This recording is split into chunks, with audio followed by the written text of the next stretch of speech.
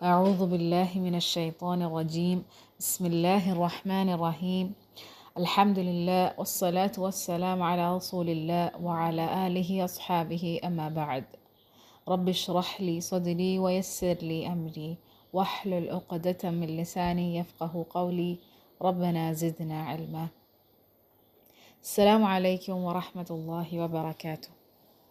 إن شاء الله ഇന്ന് നമ്മൾ സൂറത്ത് യൂസുഫിലെ 24-ാമത്തെ ആയത്താണ് കൂടുതൽ മനസ്സിലാക്കാൻ ഉദ്ദേശിക്കുന്നത്. ഇൻഷാ അല്ലാഹ് സൂറത്ത് യൂസുഫിൻ്റെ ഈ തഫ്സീർ പഠന ക്ലാസ്സിൽ 24-ാമത്തെ ആയത്ത് വരെ നമ്മൾ എത്തിയിരിക്കുകയാണല്ലേ. അൽഹംദുലില്ലാഹി റബ്ബിൽ ആലമീൻ. ولقد همت به وهم بها لولا أن رأى برهان ربه كذلك لنصرف عنه السوء والفحشاء إنه من عبادنا المخلصين. ولقد همت به وهم بها لولا أن رأى برهان ربه كذلك لنصرف عنه السوء والفحشاء إنه من عبادنا المخلصين. തീർച്ചയായും വലഖദ് ഹമ്മത് ബിഹി, തീർച്ചയായും അവൾ അദ്ദേഹത്തെക്കുറിച്ച് ചിലത് ഉദ്ദേശിക്കുകയുണ്ടായി. വഹമ്മ ബിഹ, അദ്ദേഹം അവളെ കുറിച്ചും ചിലത് ഉദ്ദേശിച്ചു. ലൗല അർറഅ ബുർഹാന റബ്ബിഹി, തൻ്റെ റബ്ബിൻ്റെ വക ദൃഷ്ടാന്തം അദ്ദേഹത്തിന് കണ്ടിട്ടില്ലായിരുന്നുവെങ്കിൽ അത് സംഭവിക്കുമായിരുന്നു. കദാലിക ലിനസ്രിഫ അൻഹു സ്സൂഅ വൽ ഫഹ്ശാ, അപ്രകാരം അദ്ദേഹത്തിൽ നിന്നും നാം തിന്മയും നീചവൃത്തിയും തിരിച്ചുകളയുവാൻ വേണ്ടിയാണ്. നിശ്ചയമായും അദ്ദേഹം നമ്മുടെ നിഷ്കളങ്കരാക്കപ്പെട്ട അടിയാന്മാരിൽ അല്ലെങ്കിൽ ദാസന്മാരിൽ പെട്ടവനാകുന്നു. വേർഡ് ടു വേർഡ് ട്രാൻസ്ലേഷൻ: വലഖദ് ഹമ്മത്, അവൾ തീർച്ചയായും കരുതി അല്ലെങ്കിൽ ഉദ്ദേശിക്കുകയുണ്ടായി, ബിഹി, അദ്ദേഹത്തെ പറ്റി, വഹമ്മ, അദ്ദേഹം കരുതി ഉദ്ദേശിച്ചു, ബിഹ, അവളെ പറ്റി, ലൗല, ഇല്ലായിരുന്നുവെങ്കിൽ, അർറഅ, അദ്ദേഹം കണ്ടു വന്നത് അല്ലെങ്കിൽ അദ്ദേഹം ആ കണ്ടത്, കാണൽ, ബുർഹാന, ദൃഷ്ടാന്തം, തെളിവ്, റബ്ബിഹി, തൻ്റെ റബ്ബിൻ്റെ, കദാലിക, അപ്രകാരം, ലിനസ്രിഫ, നാം തിരിച്ചു കളയുവാൻ വേണ്ടിയാണ്, അൻഹു, അദ്ദേഹത്തിൽ നിന്ന്, അസ്സൂ, തിന്മയെ, വൽ ഫഹ്ശാ, നീചവൃത്തിയെയും, ഇന്നഹു, നിശ്ചയമായും അദ്ദേഹം, മിൻ ഇബാദിന, നമ്മുടെ അടിയാന്മാരിൽ പെട്ടവനാണ്, അൽ മുഖ്ലസീൻ, നിഷ്കളങ്കരാക്കപ്പെട്ട. ഈ ഒരു ആയത്ത് നമ്മൾ പഠിക്കുമ്പോൾ സൂറത്ത് യൂസുഫിലെ ഏറ്റവും കൂടുതൽ ചർച്ച ചെയ്യപ്പെട്ട അല്ലെങ്കിൽ വിശദീകരിക്കപ്പെട്ട ആയത്തുകളിൽ ഒരായത്താണ് ഈ 24-ാമത്തെ ആയത്ത്. ചില ട്രാൻസ്ലേഷൻസ് നമ്മൾ നോക്കുമ്പോൾ നമുക്ക് ഇപ്രകാരം കാണാൻ കഴിയും: തീർച്ചയായും അവൾ അദ്ദേഹത്തെ ആഗ്രഹിച്ചു, അദ്ദേഹവും അവളെ ആഗ്രഹിക്കുകയുണ്ടായി, അല്ലെങ്കിൽ ആഗ്രഹിക്കുമായിരുന്നു, തൻ്റെ റബ്ബിൻ്റെ തെളിവ് കണ്ടില്ലായിരുന്നുവെങ്കിൽ, ലൗല അർറഅ ബുർഹാന റബ്ബിഹി, അള്ളാഹുവിൽ നിന്നുള്ള, തൻ്റെ റബ്ബിൽ നിന്നുള്ള ആ ദൃഷ്ടാന്തം കണ്ടില്ലായിരുന്നുവെങ്കിൽ അദ്ദേഹവും അവളെ ആഗ്രഹിക്കുമായിരുന്നേനെ എന്ന് ചില ട്രാൻസ്ലേഷനിൽ കാണാൻ കഴിയും.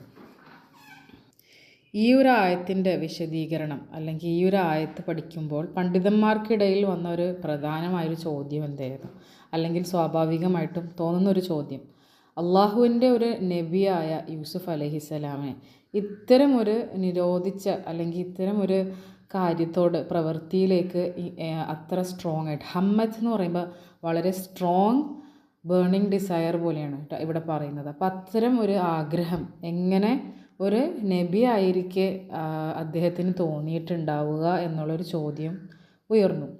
അപ്പോൾ ഭൂരിഭാഗം പണ്ഡിതന്മാരും യോജിച്ച് നിൽക്കുന്ന ഒരു ഒപ്പീനിയൻ, ഈ ഒരു ആയത്തിനെ പറ്റിയിട്ടുള്ള എക്സ്പ്ലനേഷൻ വരുന്നത് എന്താണെന്ന് വെച്ചിട്ടുണ്ടെങ്കിൽ, തീർച്ചയായിട്ടും ഒരു നബി ആയിരിക്കെ നബിമാരുടെ ആ ഒരു മഹത്വം നമ്മൾ കൺസിഡർ ചെയ്ത് നോക്കുമ്പോൾ ആ ഒരു പാപത്തിൽ നിന്നുള്ളൊരു സംരക്ഷണം അവർക്ക് അള്ളാഹു നൽകും. അപ്പോൾ അത്തരം ഒരു ആഗ്രഹം ഒരിക്കലും യൂസുഫ് അലൈഹിസ്സലാമിന് ഉണ്ടാവാൻ സാധ്യതയില്ല എന്നുള്ളതാണ്.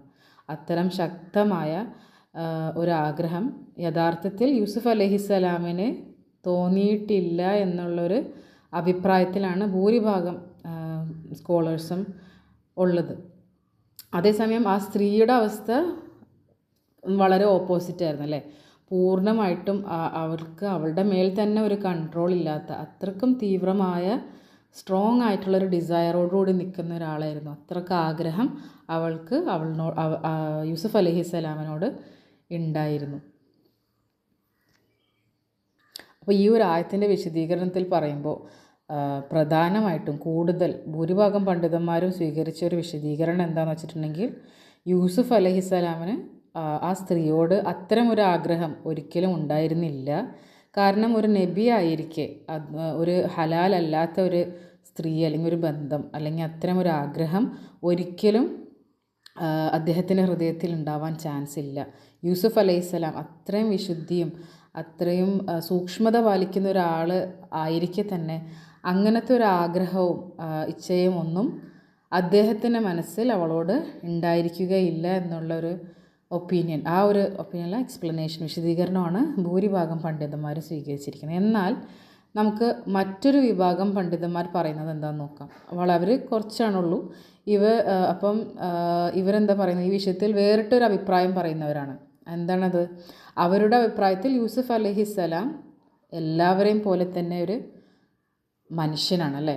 അപ്പോൾ ഒരു മനുഷ്യ സ്വഭാവപ്രകാരം ഒരു ആകർഷണം തോന്നിയിരുന്നാലും അതിനകത്ത് നമുക്ക് തെറ്റ് പറയാനില്ല. കാരണം ആർക്കും അങ്ങനത്തെ ഒരു അവസ്ഥയിലും ആ ഒരു പ്രായത്തിലും അത്തരം ഒരു ആഗ്രഹം തോന്നിയിരുന്നാൽ പോലും അതിൽ തെറ്റില്ല എന്നാണ് അവർ പറയുന്നത്. എന്തുകൊണ്ട്? ഇവിടെ നമുക്ക് കാണാൻ കഴിയുന്ന വാക്ക് ഹമ്മ എന്നുള്ള വാക്കാണ് അല്ലേ.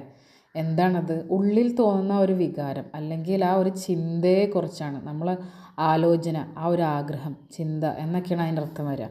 അപ്പം അത്തരം ഒരു പ്രവൃത്തിയോടൊരു ആഗ്രഹം മാത്രമേ ഉണ്ടായിരുന്നുള്ളൂ. ഒരിക്കലും അതൊരു പ്രവൃത്തിയായി മാറിയത് നമുക്കിവിടെ കാണാൻ സാധിക്കുന്നില്ല അല്ലേ. അപ്പം മനസ്സിൻ്റെ ഉള്ളിലുള്ളൊരു വികാരം മാത്രം.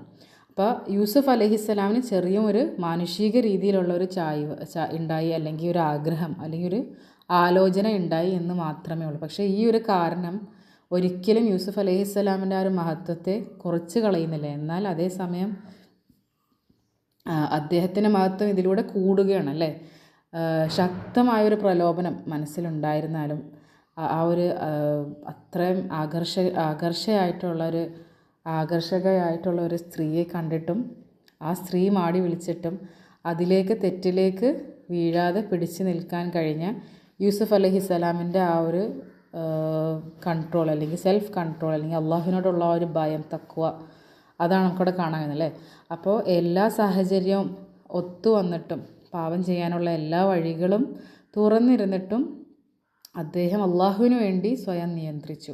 അപ്പോൾ അങ്ങനത്തെ ഒരു സാഹചര്യത്തിൽ തീർച്ചയായിട്ടും അതൊരു വലിയൊരു എക്സാമ്പിളും പിന്നെ യൂസുഫ് അലൈഹിസ്സലാമിൻ്റെ ആ ഒരു മഹത്വം അതിലൂടെ കൂടുകയുള്ളൂ എന്നാണ് ആ വിഭാഗം പണ്ഡിതന്മാർ ഇതിനെക്കുറിച്ച് പറയുന്നത്. ഈ ഒരു വിശദീകരണത്തെക്കുറിച്ച് നമ്മൾ സംസാരിക്കുമ്പോൾ ഇതിനോട് ചേർന്ന് വരുന്ന ഒരു ഹദീസ് നമുക്ക് മനസ്സിലാക്കാം ഇൻഷാ അല്ലാഹ്. ഇബ്നു അബ്ബാസ് റളിയല്ലാഹു അൻഹു റിവായത്ത് ചെയ്യുന്ന നബി സല്ലല്ലാഹു അലൈഹി വസല്ലം എന്നുള്ളൊരു ഹദീസാണ്. അള്ളാഹു നന്മകളും തിന്മകളും രേഖപ്പെടുത്തി പിന്നെ അത് വിശദീകരിക്കുകയും ചെയ്തു. ആരെങ്കിലും ഒരാൾ ഒരു നല്ല പ്രവൃത്തി ചെയ്യാൻ ഉദ്ദേശിച്ചിരുന്നുവെങ്കിലും അത് ചെയ്യാൻ കഴിഞ്ഞില്ലെങ്കിൽ അള്ളാഹു അതിനെ ഒരു പൂർണ്ണ നന്മയായി രേഖപ്പെടുത്തും. എന്നുവെച്ചാൽ അയാൾ എന്തെങ്കിലും ഒരു നല്ല കാര്യം ചെയ്യാൻ വേണ്ടി മനസ്സിൽ ആഗ്രഹമുണ്ടായിരുന്നു അയാൾക്ക്. ആ ആഗ്രഹത്തിനാണ് നമ്മൾ നെയ്യത്ത് എന്ന് പറയുക അല്ലേ, നെയ്യ. അപ്പോൾ ആ മനസ്സിൽ തോന്നുന്ന ഒരു ആഗ്രഹം അല്ലെങ്കിൽ ആ ഒരു നെയ്യത്ത് ഉണ്ടായിരുന്നു. പക്ഷേ എന്നാൽ എന്തോ സാഹചര്യം കാരണം അദ്ദേഹത്തിനത് പൂർത്തിയാക്കാൻ കഴിഞ്ഞില്ല, ആ നന്മ ചെയ്യാൻ കഴിഞ്ഞില്ല.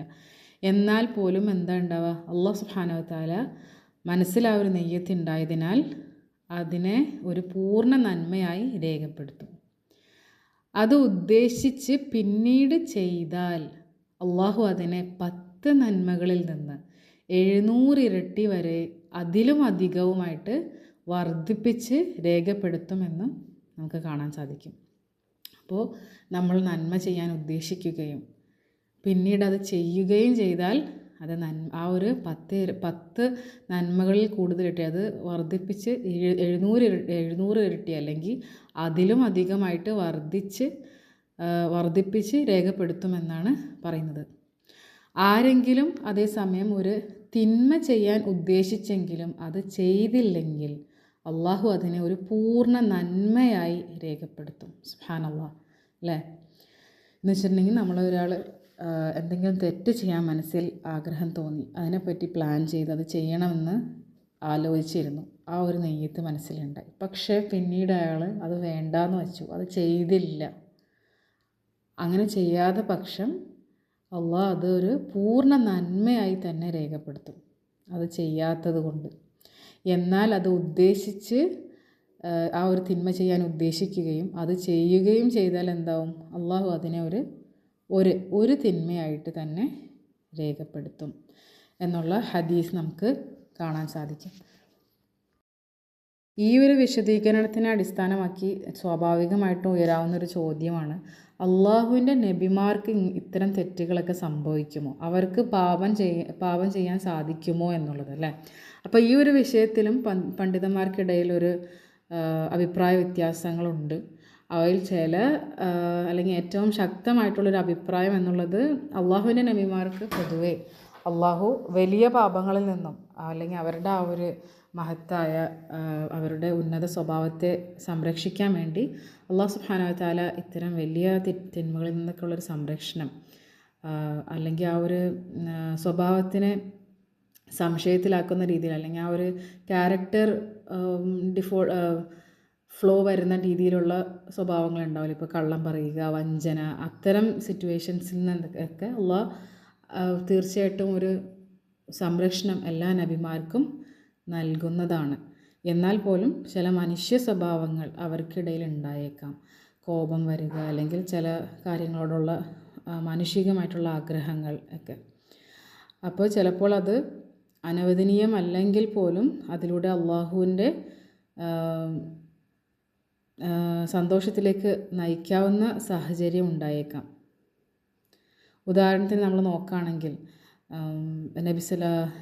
ആദം അലൈഹിസ്സലാമിൻ്റെ ജീവിതം എടുത്ത് നോക്കുകയാണെങ്കിൽ തന്നെ അള്ളാഹു സ്വർഗത്തിൽ പ്രവേശിച്ചപ്പോൾ പറയുകയുണ്ടായല്ലേ, ആ വൃക്ഷത്തിൻ്റെ അടുത്തേക്ക് വരെ പോകരുത് അല്ലേ, അല്ലെങ്കിൽ വൃക്ഷത്തിൽ നിന്ന് ഭക്ഷിക്കരുത് എന്നുള്ളത് അള്ളാഹു സുബ്ഹാനഹു വ തആല ആദം അലൈഹിസ്സലാമിനോട് പറഞ്ഞിരുന്ന കാര്യമാണ്. പക്ഷേ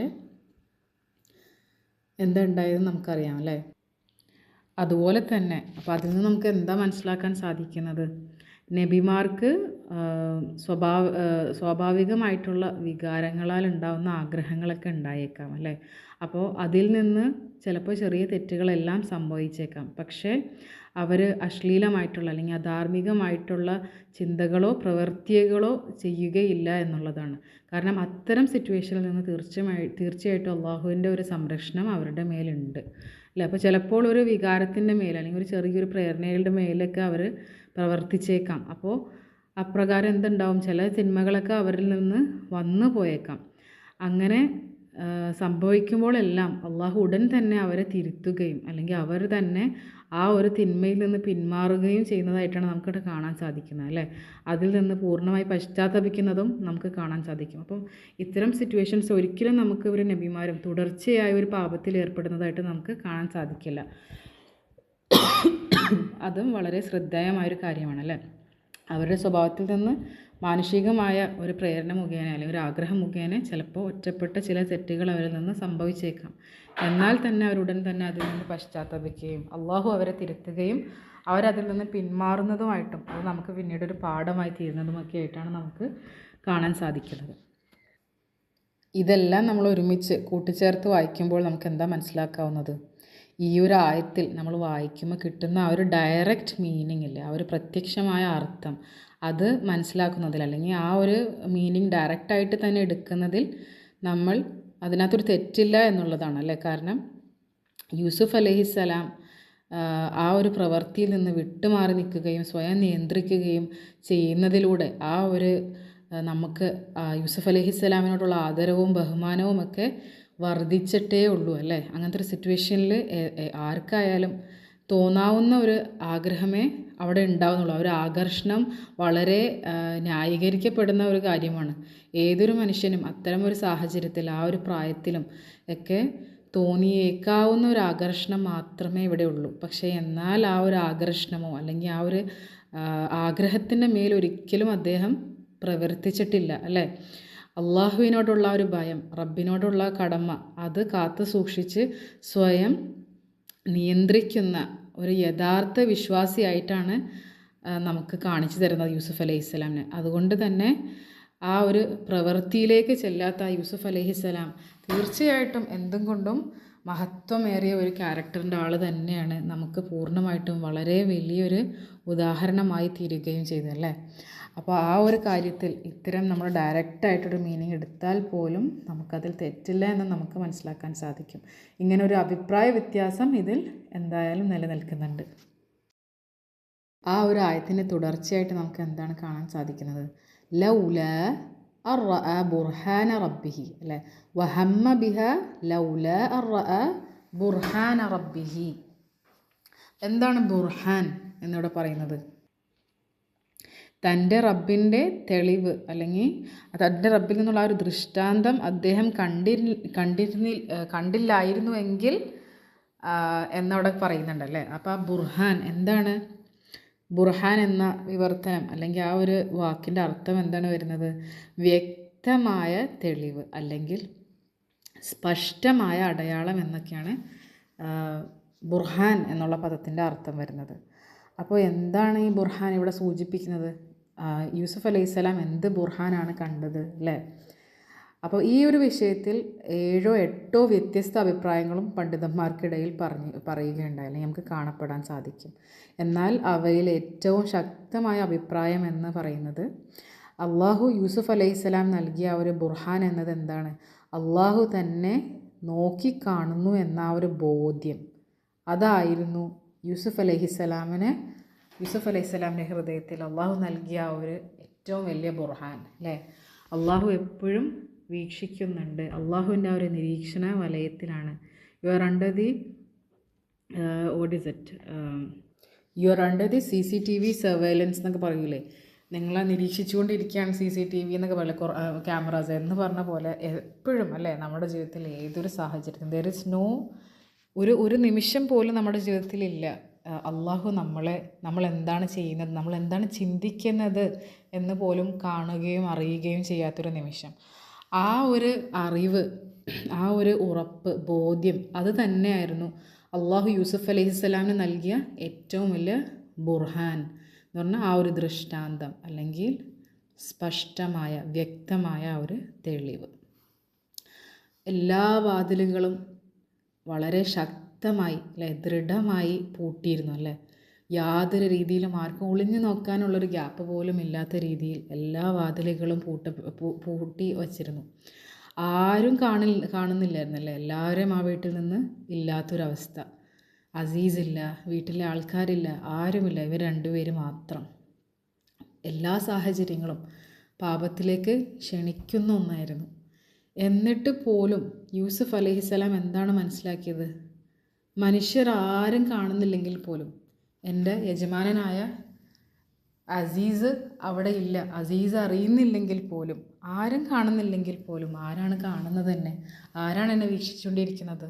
അള്ളാഹു കാണുന്നുണ്ട് എന്നുള്ള ആ ഒരു ബോധ്യം അല്ലേ. അതാണ് യൂസുഫ് അലൈഹിസ്സലാമിന് അള്ളാഹു നൽകിയ ഏറ്റവും വലിയ ഒരു തഖ്വ.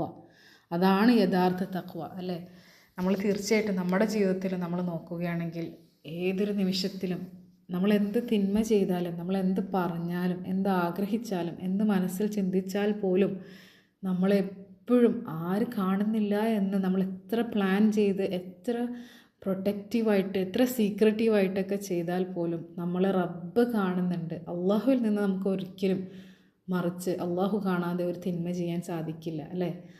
അപ്പോൾ ആ ഒരു ഭയം, റബ്ബിനോടുള്ള ഒരു ഡ്യൂട്ടി, അള്ളാഹുവിനോടുള്ള ആ ഒരു ഇബാദത്തിൻ്റെ പേരിൽ, റബ്ബിനോടുള്ള തഖ്വയുടെ പേരിൽ ഉള്ള ആ ഒരു മാറി നിൽക്കൽ, അതിനെയാണ് നമ്മൾ യഥാർത്ഥത്തിൽ തഖ്വ എന്ന് പറയുന്നത്. തഖ്വ എന്ന് പറഞ്ഞാൽ അള്ളാഹു നമ്മളെ കാണുന്നുണ്ട്, അതുകൊണ്ട് നമ്മൾ ആ തിന്മ ചെയ്യില്ല.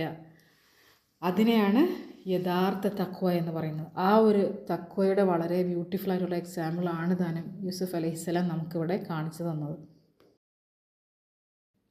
അപ്പോൾ അറബിയിൽ ബുർഹാൻ എന്നുള്ള വാക്കിൻ്റെ അർത്ഥം വരുന്നത് സ്പഷ്ടമായിട്ടുള്ള, പൂർണ്ണവും വ്യക്തവുമായിട്ടുള്ള ഒരു തെളിവ്, യാതൊരു രീതിയിലും ഒരു ഡൗട്ട് തോന്നാത്ത വിധമുള്ള പൂർണ്ണമായിട്ടുള്ളൊരു തെളിവിനെയാണ് നമ്മൾ ബുർഹാൻ എന്ന് പറയുന്നത്. അതിനെ സൂചിപ്പിക്കുന്നത് എന്താണ് ഈ ബുർഹാൻ എന്ന് പറയുന്നത്? യൂസുഫ് അലൈഹിസ്സലാമിന് അള്ളാഹു നൽകിയ ആ ഒരു യഖീൻ, ആ ഒരു ബോധം അല്ലേ, അള്ളാഹു എപ്പോഴും വീക്ഷിച്ചുകൊണ്ടിരിക്കുന്നുണ്ട്, അള്ളാഹു എല്ലാം കാണുന്നുണ്ട്, എല്ലാം നോക്കി കാണുന്നുണ്ട് എന്നുള്ള ആ ഒരു ബോധം, അതിനെ ആയിരുന്നു ഇവിടെ ബുർഹാൻ, ആ ഒരു ദൃഷ്ടാന്തം കാണിക്കുകയുണ്ടായി എന്ന് പറയുന്നത്. തുടർന്ന് നമുക്ക് ഈ ആയത്തിൽ കാണാൻ കഴിയുന്നത് എന്താണ്? കദാലിക ലിനസ്രിഫ അൻഹു സ്സൂഅ വൽ ഫഹ്ശാ, അങ്ങനെ നാം അദ്ദേഹത്തിൽ നിന്ന് തിന്മയും അശ്ലീലതയും അകറ്റി. ഇവിടെ സൂ എന്നുള്ള പദം നമ്മൾ നോക്കുമ്പോൾ, സൂ എന്നുള്ള പദത്തിൻ്റെ അർത്ഥം എന്താണ് വരുന്നത്? തിന്മ. അത് ഏത് തരത്തിലുമുള്ള തിന്മ, ചെറുതും വലുതുമായിട്ടുള്ള തിന്മകളെയൊക്കെയാണ് സൂ എന്ന് പറയുന്നത്. പക്ഷെ വൽ ഫഹ്ഷ എന്ന് പറയുമ്പോൾ ലൈംഗിക അശ്ലീലതയെ അല്ലെങ്കിൽ അധാർമികമായിട്ടുള്ള തിന്മകളെയാണ് സൂചിപ്പിക്കുന്നത്. അപ്പോൾ രണ്ട് വ്യത്യസ്തങ്ങളായിട്ടുള്ള പദങ്ങൾ ഉപയോഗിക്കുന്നതിലൂടെ അള്ളാഹു യൂസുഫ് അലൈഹിസ്സലാമിൻ്റെ ആ ഒരു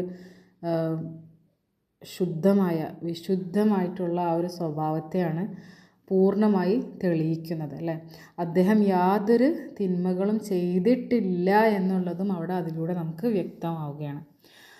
അതിനാൽ ഈ ആയത്ത് നമ്മെ പഠിപ്പിക്കുന്നത് എന്താണ്? യൂസുഫ് അലൈഹിസ്സലാമിൻ്റെ അറിവും അള്ളാഹുവിനെക്കുറിച്ചുള്ള ഒരു ഉറച്ച ബോധവും യഖീനും അദ്ദേഹത്തെ ആ ഒരു അശ്ലീലമായ പ്രവൃത്തിയിൽ നിന്നും പിന്തിരിപ്പിച്ചു, അതിൽ നിന്ന് സംരക്ഷിച്ചു എന്നാണ് അല്ലേ.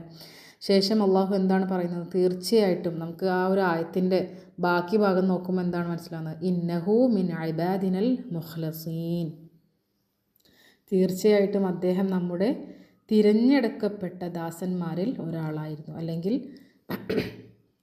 അതിൻ്റെ അർത്ഥം, വേറെ അർത്ഥം എന്താണ് പറയുക? അദ്ദേഹം നിഷ്കളങ്കരാക്കപ്പെട്ട അടിയന്മാരിൽ അല്ലെങ്കിൽ ദാസന്മാരിൽ പെട്ടവനാകുന്നു എന്നും നമുക്ക് അർത്ഥം കാണാൻ സാധിക്കും. ഇന്നഹു മിൻ ഇബാദിനൽ മുഖ്ലസീൻ, നിശ്ചയമായും അദ്ദേഹം നമ്മുടെ നിഷ്കളങ്കരാക്കപ്പെട്ട അടിയാന്മാരിൽ പെട്ടവനാകുന്നു എന്നാണ് നമ്മളിവിടെ ഫോളോ ചെയ്യുന്ന ആ ട്രാൻസ്ലേഷനിൽ കാണുന്നത് അല്ല, അതിൻ്റെ അർത്ഥം വരുന്നത്. എന്നാൽ ഈ ഒരു സെയിം പാട്ടിന് നമുക്ക് എങ്ങനെ വായിക്കാം? നിശ്ചയമായും അല്ലെങ്കിൽ തീർച്ചയായും അദ്ദേഹം നമ്മുടെ തിരഞ്ഞെടുക്കപ്പെട്ട ദാസന്മാരിൽ ഒരാളായിരുന്നു എന്നും ചില ട്രാൻസ്ലേഷൻസിൽ നമുക്ക് കാണാൻ സാധിക്കും. എന്തുകൊണ്ടാണ് അതങ്ങനെ? ഇപ്പോൾ നമ്മൾ ഖുറാൻ പാരായണം ചെയ്യുന്ന ആ ഒരു രീതി ഉണ്ടല്ലോ, ആ ഒരു സ്റ്റൈൽ ഓഫ് റെസിറ്റേഷൻ, അത് തന്നെ പല രീതിയിൽ നമുക്ക് റിസൈറ്റ് ചെയ്യാൻ പറ്റും. അപ്പോൾ അതിനെക്കുറിച്ച് നമുക്ക് നോക്കുമ്പോൾ തന്നെ ഇപ്പോൾ ഈ ഒരു ഭാഗം, ഖുറാൻ്റെ ഈ ഒരു ഭാഗത്ത് തന്നെ നമുക്ക് വിവിധ ഖിറാഅത്തുകളിൽ രണ്ട് രീതിയിൽ ഇത് വായിക്കപ്പെടുന്നതായിട്ട് കാണാൻ സാധിക്കും. എസ്പെഷ്യലി ഈ ഒരു പോർഷൻ നമ്മളിപ്പോൾ ഓതിയ. അപ്പോൾ ഖുറാനിൽ പല ഖിറാഅത്തുകളുണ്ട് അല്ലേ, പല വായനാ ശൈലികളുണ്ട്. അവയെല്ലാം തന്നെ അള്ളാഹുവിൻ്റെ ആ ഒരു വഹിയുടെ അടിസ്ഥാനത്തിലാണ് സ്വീകരിക്കപ്പെട്ടിരിക്കുന്നത്. അപ്പോൾ ലോകത്തിലെ ഭൂരിഭാഗം മുസ്ലിങ്ങളും നമ്മളുൾപ്പെടെ നോർമലി യൂഷ്വലി വളരെ കോമൺ ആയിട്ട് കാണുന്ന ഒരു വായനാ ശൈലി എന്ന് പറയുന്നത് ഹഫ്സൻ ആസിം എന്ന് പറയുന്ന റിവായത്ത് പ്രകാരമാണ് ഖുർആൻ ഓതുന്നത്. എന്നാൽ ചില മുസ്ലിങ്ങൾ, ചില വിഭാഗം, ലോകത്തിൻ്റെ മറ്റ് ഭാഗങ്ങളിൽ അല്ലെങ്കിൽ ചില ആൾക്കാർ, ചില മുസ്ലിങ്ങൾ സ്വീകരിക്കപ്പെടുന്ന ഉച്ചാരണ രീതി അല്ലെങ്കിൽ ഉച്ചാരണമല്ല, വായനാ ശൈലി, ആ ഒരു റിവായത്ത് അല്ലെങ്കിൽ ഖിറാഅത്തിൻ്റെ സ്റ്റൈല് കുറച്ച് ഡിഫറെൻ്റ് ആയിരിക്കും. അപ്പോൾ അതിൽ തന്നെ അങ്ങനത്തെ ആ ഒരു ഡിഫറൻസ് ഓഫ് റെസിറ്റേഷൻ വരുമ്പോൾ തന്നെ ചില വാക്കുകളുടെയൊക്കെ ഉച്ചാരണത്തിലും വ്യത്യാസം നമുക്ക് കാണാൻ സാധിക്കും. അപ്പോൾ ഈ ഉച്ചാരണത്തിൽ വ്യത്യാസം വരുമ്പോൾ അതിൻ്റെ ഖിറാഅത്തിൻ്റെ സ്റ്റൈലും ഡിഫറെൻ്റ് ആയിരിക്കും. ആ ഉച്ചാരണത്തിലുള്ള വ്യത്യാസത്തിലൂടെ അതിൻ്റെ അർത്ഥത്തിലും ചെറിയ വ്യത്യാസങ്ങൾ നമുക്ക് കാണാൻ സാധിക്കും. അപ്പോൾ ഈ ഒരു ആയത്തിൽ തന്നെ ചില ഖിറാഅത്തിൽ നമുക്ക് കാണാൻ സാധിക്കുന്നതാണ് ഇന്നഹു മിൻ ഇബാദിനൽ മുഖ്ലസീൻ. മുഖ്ലസീൻ എന്ന് കാണാൻ സാധിക്കും അല്ലേ. അപ്പോൾ മുഖ്ലസീൻ എന്ന വാക്ക് വരുമ്പോൾ അതിൻ്റെ അർത്ഥം ശരിക്കും വരുന്നത് തിരഞ്ഞെടുക്കപ്പെട്ട അല്ലെങ്കിൽ ശുദ്ധീകരിക്കപ്പെട്ട ഒരു ദാസൻ എന്നൊക്കെയാണ് അർത്ഥം വരുന്നത്. മറ്റ് ചില ഖിറാഅത്തുകളിൽ നമുക്ക് കാണാൻ സാധിക്കുന്നത് ഇന്നഹു മിൻ ഇബാദിനൽ മുഖ്ലിസീൻ എന്നും കാണാം അല്ലേ. ലാമിന് കെസ്റേറ്റ് മുഖ്ലിസീൻ, മറ്റേത് മുഖ്ലിസീൻ എന്നും കാണാൻ സാധിക്കും. അപ്പോൾ ഈ മുഖ്ലിസീൻ എന്ന് വരുമ്പോൾ ചെറിയൊരു അർത്ഥവ്യത്യാസം അവിടെ വരുന്നുണ്ട്. ആത്മാർത്ഥതയുള്ള അല്ലെങ്കിൽ നിഷ്കളങ്കരായ എന്നൊക്കെ അർത്ഥം വരുന്നു. ആത്മാർത്ഥതയുള്ള അല്ലെങ്കിൽ നിഷ്കളങ്കമായ ദാസൻ എന്നൊക്കെ അർത്ഥം വരുന്നുണ്ട് അവിടെ. അപ്പോൾ രണ്ടർത്ഥവും നമുക്ക് സ്വീകരിക്കാവുന്നതുള്ളത് തന്നെയാണ്. യൂസുഫ് നമ്മുടെ തിരഞ്ഞെടുക്കപ്പെട്ട ദാസന്മാരിൽ ഒരാളായിരുന്നു, അല്ലെങ്കിൽ യൂസുഫ് നമ്മുടെ ആത്മാർത്ഥതയുള്ള നിഷ്കളങ്കരായ ദാസന്മാരിൽ ഒരാളായിരുന്നു. ഈ രണ്ടർത്ഥത്തിലും നമുക്ക് ഈ ഒരു ആയത്തിനെ മനസ്സിലാക്കാൻ സാധിക്കും.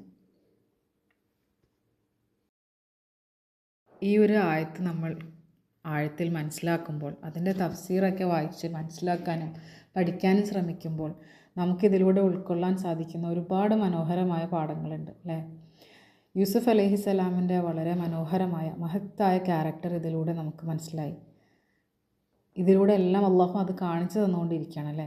യൂസുഫ് അലൈഹിസ്സലാമിൻ്റെ ആത്മാർത്ഥതയും ആ ഒരു ഇഖ്ലാസ് ഉണ്ടായിരുന്നത് കൊണ്ട് തന്നെയാണ് യൂസുഫ് അലൈഹിസ്സലാമിനെ അള്ളാഹു സുബ്ഹാനഹു വ തആല തിരഞ്ഞെടുക്കപ്പെട്ട ദാസന്മാരിൽ പെടുത്തിയതല്ലേ. അപ്പം നമുക്കെങ്ങനെയാണ് അള്ളാഹുവിൻ്റെ ആ ഒരു തിരഞ്ഞെടുക്കപ്പെട്ട ദാസന്മാരിൽ പെടാൻ സാധിക്കുക, എങ്ങനെയാണ് നമുക്കും അവരിൽ ഉൾപ്പെടാൻ സാധിക്കുക എന്നുള്ളതാണ് നമ്മൾ ഇതിലൂടെ മനസ്സിലാക്കേണ്ടത്. എന്തായിരിക്കും അതിനുള്ള വഴി അല്ലേ. അത് തന്നെയാണ് അള്ളാഹു സുബ്ഹാനഹു വ തആല നമുക്ക് ഇതിലൂടെ പഠിപ്പിക്കുന്നത്. അപ്പോൾ ആ ഒരു ആത്മാർത്ഥതയും സത്യസന്ധതയും നമ്മുടെ ജീവിതത്തിലേക്ക് കൊണ്ടുവരേണ്ടതുണ്ടല്ലേ. എത്രയോ ആഴമുള്ള ആയത്താണിത്.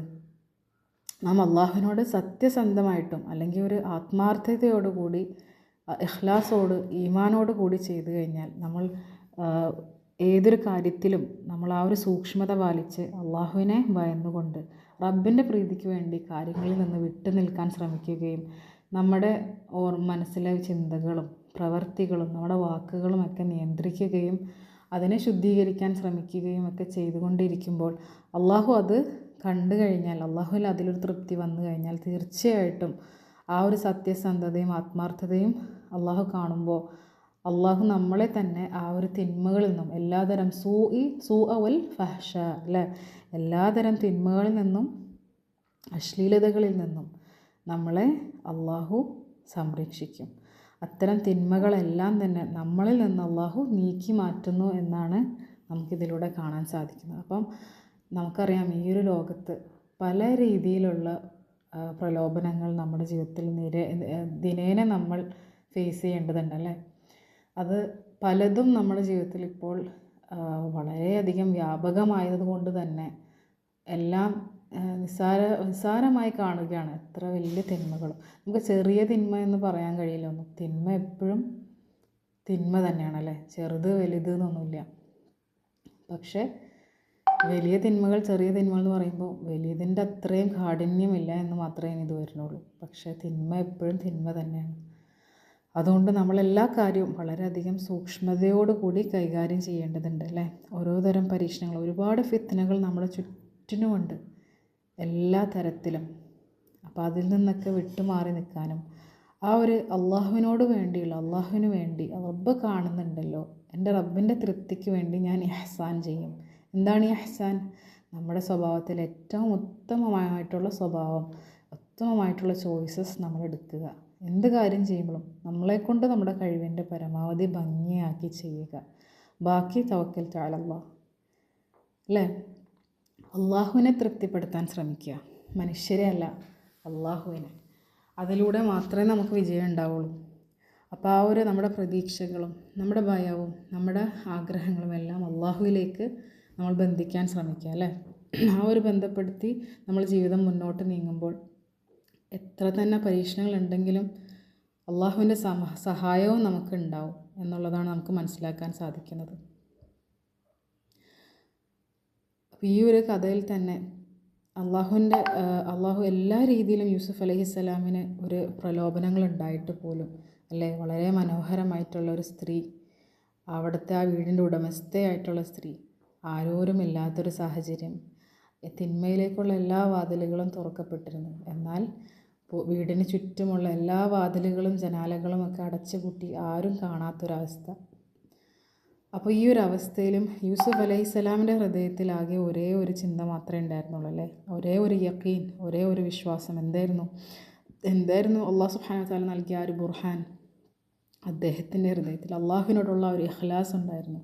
എന്നും എപ്പോഴും അള്ളാഹു തന്നെ നോക്കിക്കാണുന്നു എന്നുള്ള ആ ഒരു ഉറപ്പ്, അതായിരുന്നു. അതുകൊണ്ട് റബ്ബിൻ്റെ തൃപ്തിക്ക് വേണ്ടി അള്ളാഹുവിനോടുള്ള തഖ്വ കാരണം സ്വയം നിയന്ത്രിക്കുന്ന യൂസുഫ് അലൈഹിസ്സലാമിനെ നമുക്ക് കാണാമല്ലേ.